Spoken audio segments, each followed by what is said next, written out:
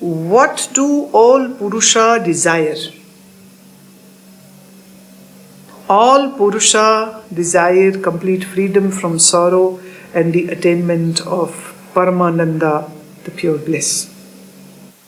Now, the question is that, although I have covered when I was talking in detail about the desires, the karma, now I'll put another twist to it, and that is, when you desire a car or house or money or ornament or jewelry or vacation or a promotion or your face on the national newspaper, or you are invited in some big television show where millions are watching you and you are being honored and everything, why does anybody have these desires?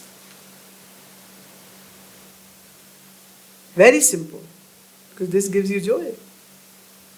When you get your favorite ice cream, your favorite boyfriend as a husband, when your favorite girlfriend as wife, when you have your house, your bungalow, or a car, or a big balance, or a ticket to Venice, Paris, Milan, and Disneyland, and Florida, and Vegas, and Great Wall of China, and and a ticket to go anywhere, what will you get out of this?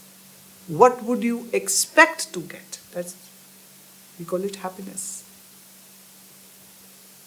Now, this happiness is what everybody is craving. Now, let's say, the word used over here is paramānanda. Param means the highest, and ananda cannot be called happiness. It's a very limpy word. So we can say the purest form of happiness or joy, in its ultimate form, is called paramānanda. So all of us hope, want, expect is paramānanda, the ultimate joy. And we also want freedom from sorrow. Let's say, if somebody says that we'll make you president of USA, say even if you become president of USA or India or a prime minister of any country, will you be minus the sorrows and you'll have all the joy? Now, the point is what we desire. The desire is removal of sorrows and attainment of pure joy. Paramānanda. How will you get it?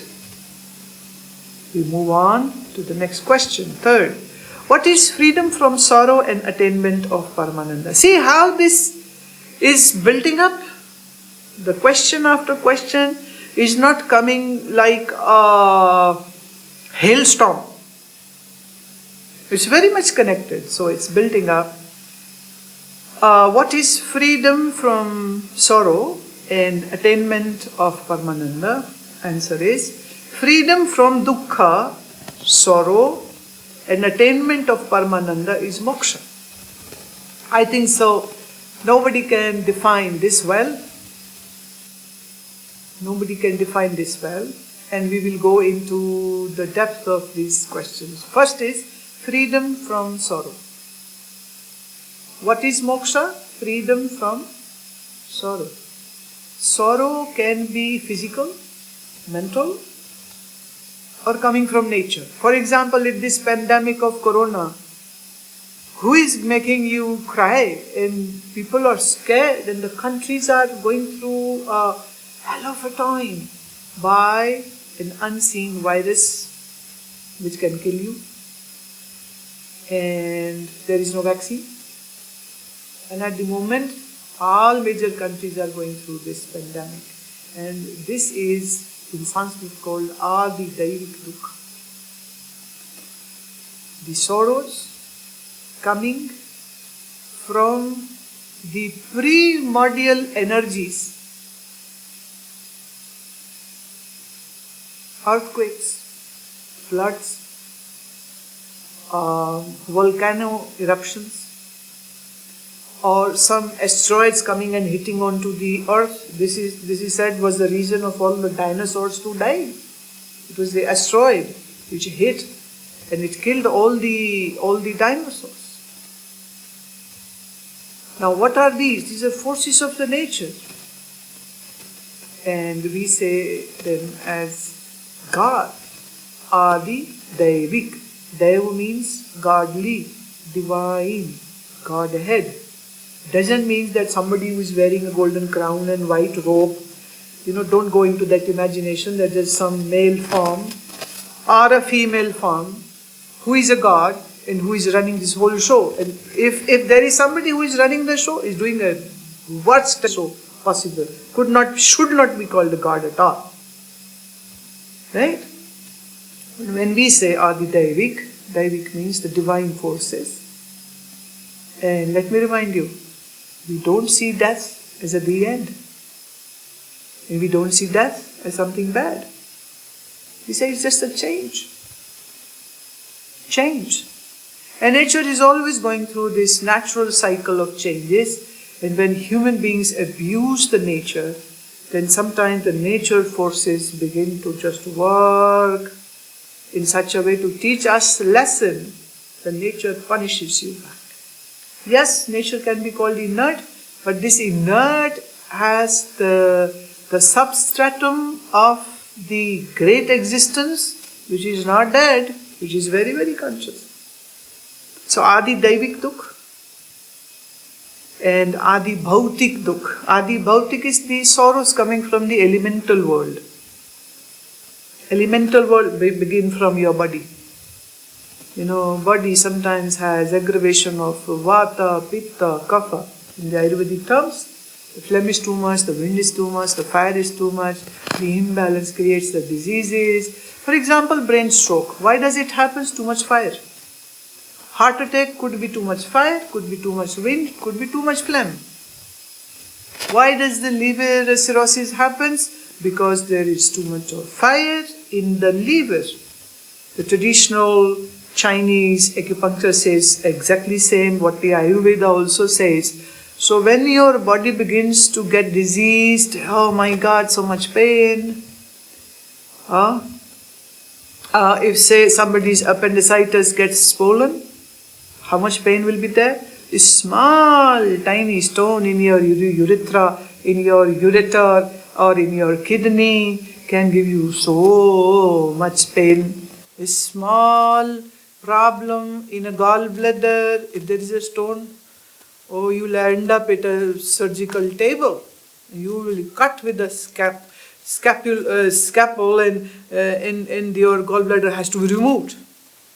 And then next almost 3 weeks you are aching and moaning and paining because of that one system which should have been functioning properly was not functioning properly because the bile juices, when get crystallized and are not being secreted properly, becomes a reason for creating stones. They are called Adi. Adi means primordial. Bhautik meaning elemental. Dukha means sorrow. So the sorrow is coming from the body. Then is Adhyatmic dukha. What is that? It is the sorrows coming from your mind.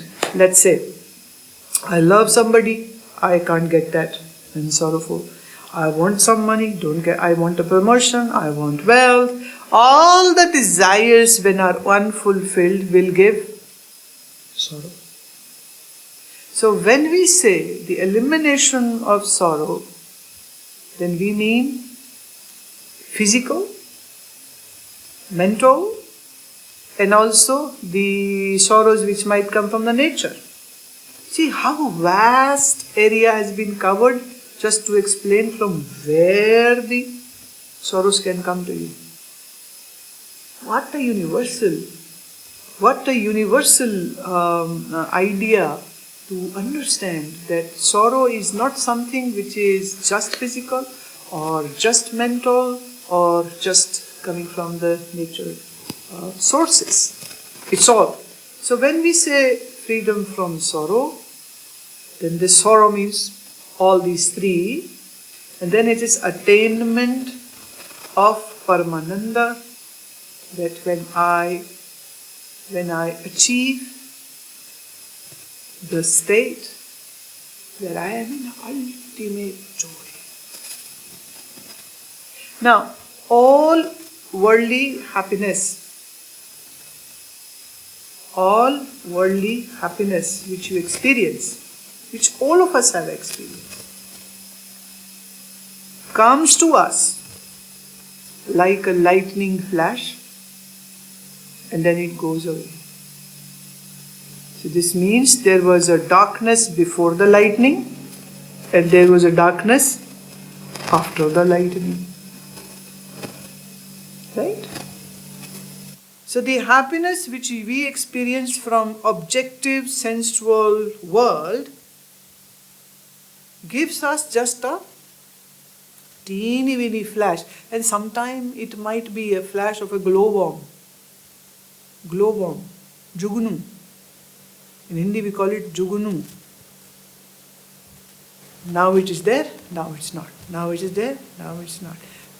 Sometimes the wife to a husband is like a damsel, and then in another moment looks like a witch. In one moment the husband looks like a Casanova. But something goes wrong, then that very husband looks like an animal. Now the big house is like, I'm so proud to have such a big house. But in these days when there are no servants, people are crying who have big house. Because their backs have broken by cleaning it up. And they say, oh God, what is this? And then there's so many worries pertaining to that. So now take this example and apply it to everything. For example, ice cream in this heat is very delectable. But if somebody makes you eat, say, 20 cups of ice cream, will it be still delectable? Will you be still going, oh, what an ice cream? Or you will be dying with all that sweetness in your mouth, and all that cold ice cream is going to take away the process of the acids to function in your stomach and the bile juices, which means it will create your middle jaw with so much coldness, it will kill your digestion, and then you can have severe headaches, or you can have severe back pains, or you might have the joint pains coming, or you might have a migraine coming because of that, or you might be having a problem in your lungs or your windpipe. This list goes on and on. So we say, is there a joy in eating ice cream? If somebody says yes, then that person is an idiot. That idiot should be served at least 50 ice creams in one go. You say, no, don't give me 50 in one go. Give me 50 in a whole year. Right? Then I'll enjoy. This means that in small proportion, it gives me a little pleasure, but it doesn't give me the ultimate joy. Doesn't. Now apply this to each and everything, and I leave it on to you to observe each and everything. And whenever you find something giving you pleasure, just hold a second and ponder. Is it an ultimate joy which I am having? A coffee, a chocolate, a picnic, an outing, a boat ride. All those people who went into Titanic. It was such a joyful thing. Oh, so proud they got a ticket. But when that Titanic sank, how many of them were rejoicing? I am dying in the Titanic. Nobody. They were all wailing and, had a very, very difficult death, seeing that ship sinking and all that agony and the pain, and the children died in front of the parents, and the wives dying in front of husband, and husband dying in front of the wives, and this happened. So I would say that if you haven't watched Titanic, but one should definitely watch that and just put yourself as that passenger and imagine you are there, and then all the joy and the dancing and frolic and mating and romancing and everything is happening, and then the ship is sinking. Then you are the one who is sinking. And in that dark night and cold waters of ocean, you might be the best swimmer, but can you swim in this ocean? and save yourself? No, you cannot.